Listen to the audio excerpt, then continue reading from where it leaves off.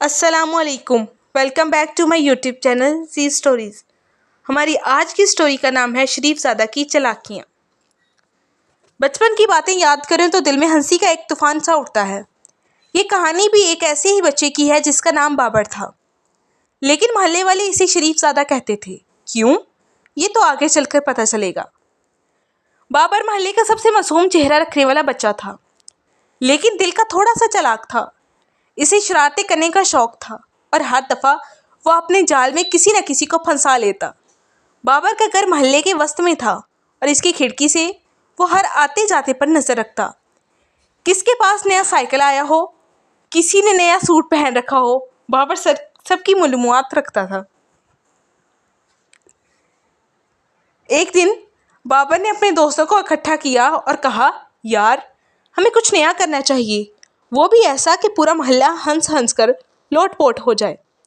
दोस्तों ने हैरत से बाबर की तरफ देखा और पूछा, क्या ख्याल है?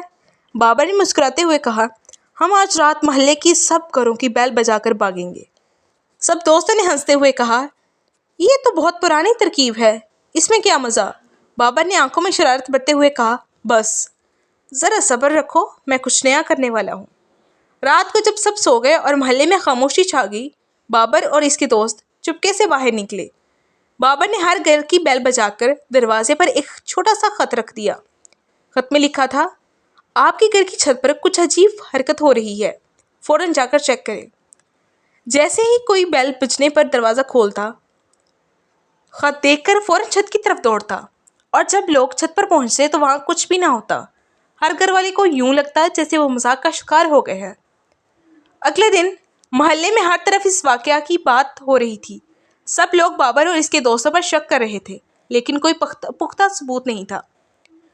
बाबर ने भी अपनी शरारत का खूब मज़ा लिया, लेकिन इसे अंदाज़ा नहीं था कि इसकी चालाकी ज़्यादा देर तक छुपी नहीं रहेगी। बाबर के दोस्तों में से एक आसिम थोड़ा बेवकूफ़ था।